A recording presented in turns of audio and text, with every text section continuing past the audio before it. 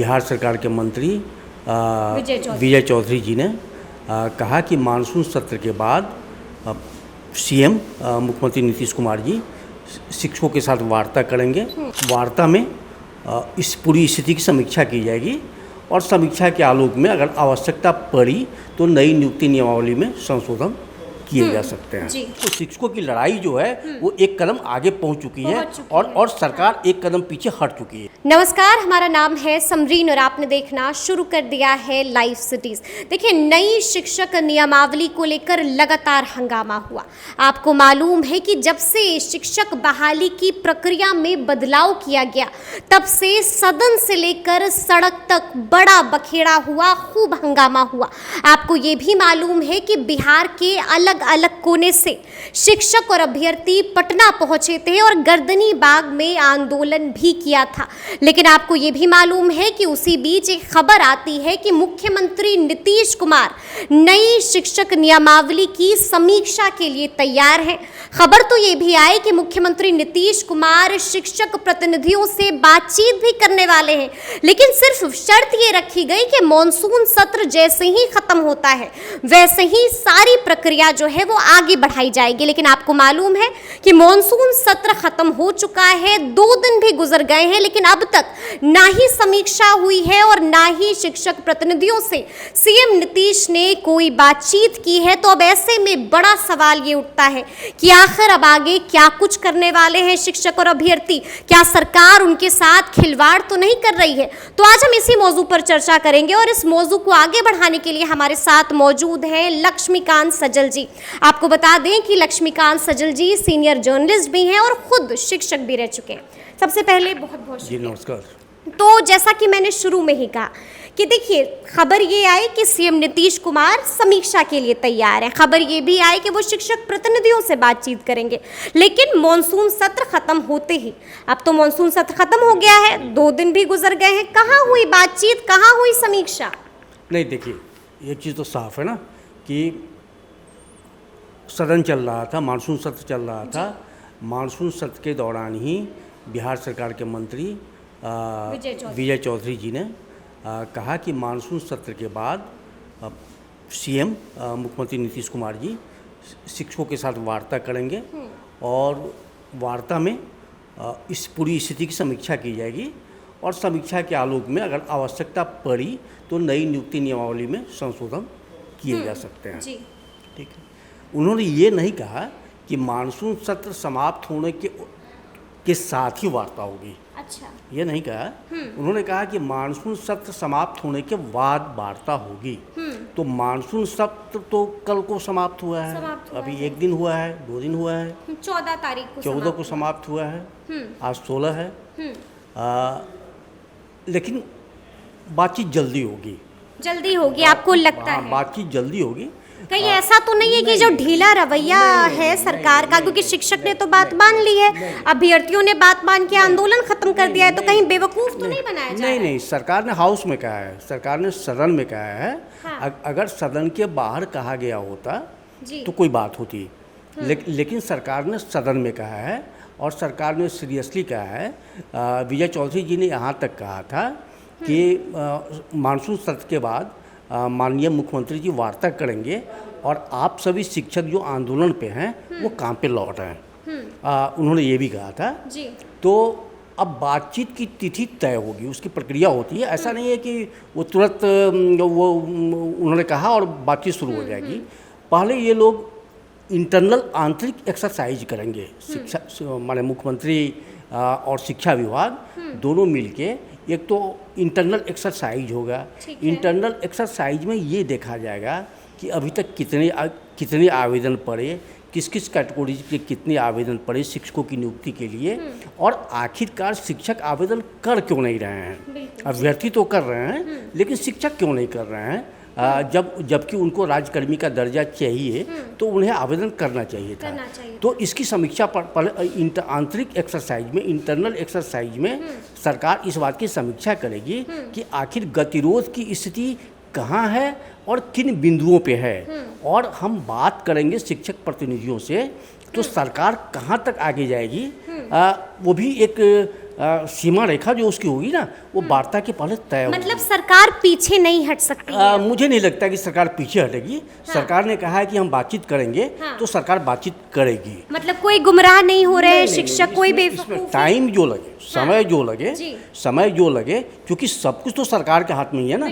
मान लीजिए अगर आवेदन भरने की तिथि भी मान लीजिए अभी तिथि है, आवेदन भरने की तिथि भी खत्म हो जाती है, तो फिर सरकार के हाथ में ना वो तिथि विस्तारित कर सकती है, परीक्षा की तिथि बढ़ा सकती है। तो सब कुछ तो उन्हीं के हाथ में है जिनको वार्ता करनी है। ठीक है, ठीक है। लेकिन ये एक चीज़ समझ में नहीं आई कि जिस तरह से हमने देखा कि जब आंदोलन हुआ था, हम लोग भी लगातार ग्राउंड पे थे, कवर कर रहे थे, हमने देखा था कि काफ़ी शांतिपूर्ण ढंग से आंदोलन हुआ है। लेकिन उसके बाद अब खबरें ये भी आ रही हैं कि शिक्षा विभाग के अपर मुख्य सचिव के पाठक ने अब एक्शन लेना शुरू कर दिया है। जो शिक्षक आंदोलन कर रहे थे उन पर भी एक्शन लिया जा रहा है। सही खबर है आपकी जी। उसमें हुआ ये, एक तो आपको पता होगा कि 1 जुलाई से ही स्कूलों का गहन इंस्पेक्शन चल रहा है और हर दिन जो शिक्षक और कर्मचारी और अधिकारी भी, ब्लॉक लेवल डिस्ट्रिक्ट लेवल के जो अधिकारी हैं, सिर्फ शिक्षक ही नहीं, ऑफिसर्स, शिक्षा विभाग के कार्यालयों के अधिकारी और कर्मचारियों की भी हाजिरी ली जा रही है पर डे, और शिक्षकों के साथ उन पर भी प्रतिदिन कार्रवाई हो रही है। कार्रवाई ये हो रही है कि जिस दिन वो औचक निरीक्षण में बिना सूचना के गायब पाए जाते हैं, उस दिन का उनका वेतन स्थगित किया जा रहा है, वेतन उस दिन का बंद किया जा रहा है। अब सरकार ने ये कहा था कि 13 की बात है, ये 13 को आई है। तो सरकार ने कहा 13 को, मतलब जिस दिन बीजेपी का विधानसभा मार्च था, तो 3 जो शिक्षक हमारे पास जानकारी है बेतिया से आए थे, उन पर एक्शन हो गया है, निलंबित कर दिया गया है। ठीक है। तो उस दिन सरकार ने एक दिन पहले, अपर मुख्य सचिव ने एक दिन पहले ये आदेश निकाला कि बिहार में जितने भी शिक्षा जिला से लेके जिला स्तर के जितने भी अधिकारी हैं, जिला शिक्षा पदाधिकारी, सभी जिले के जिला कार्यक्रम पदाधिकारी और कार्यक्रम पदाधिकारी, इन सभी की छुट्टियां 1 सप्ताह के लिए रद्द की जा चुकी हैं। और अगर इस बीच में उन्हें छुट्टी चाहिए तो अपर मुख्य सचिव से उन्हें अनुमति लेनी होगी। तो 1 हफ्ता तक के लिए सभी अधिकारियों की छुट्टियां रद्द हैं और शिक्षकों की छुट्टी 1 दिन के लिए रद्द की गई थी, वो 13 के लिए। तो ये स्पष्ट है। हालांकि इसको लेके लेकिन ये भी कहा गया कि जब शिक्षकों और अभ्यर्थियों का आंदोलन था गर्दनी बाग में, जब वो धरने पर बैठे थे, तो वहां पर भी वीडियोग्राफी हुई थी, वहां पर भी कहा गया था कि जो शिक्षक बैठे हैं धरने पर उस पर भी एक्शन होगा। इससे संबंधित निर्देश सरकार ने पहले ही दे दिए थे। देखिए, कार्रवाई की प्रक्रिया शुरू हो गई थी जब के पाठक जी के पहले दीपक कुमार सिंह जी अपर मुख्य सचिव थे। उसी समय उन्होंने सभी जिलों को निर्देश दे दिया था कि नई नियुक्ति नियमावली के विरोध में अगर शिक्षक आंदोलन में शामिल होते हैं, धरना प्रदर्शन में शामिल होते हैं, तो उनके खिलाफ नियमावली में जो प्रोविज़न है उनके तहत कार्रवाई की जाए। और उसी आदेश को रिपीट किया वर्तमान अपर मुख्य सचिव के पाठक ने, 13 जुलाई के पाठक ने उसको रिपीट किया। और आपको और बता दें कि वो जिस दिन शिक्षकों का विधानसभा के समक्ष प्रदर्शन था 11 को, उस दिन सभी जिलों में औचक निरीक्षण हुए थे। और उस दिन में उसकी मॉनिटरिंग की गई थी। तो आपको जान के आश्चर्य होगा, सिर्फ उस दिन यानी 11 को जो शिक्षक को, जब यहाँ वीडियो रिकॉर्डिंग हुई, फोटोग्राफी हुई, तो वो वीडियो के फुटेज और तस्वीरें वो सभी जिलों को भेजी गई। और सभी जिलों को भेजी गई और जिलों से ये कहा गया, मौखिक आदेश था, वो मौखिक आदेश है, रिटन नहीं है। तो जिलों से ये कहा गया कि इस फुटेज के आधार पर आप शिक्षकों की पहचान करिए और उन्हें शो कॉज नोटिस जारी कीजिए।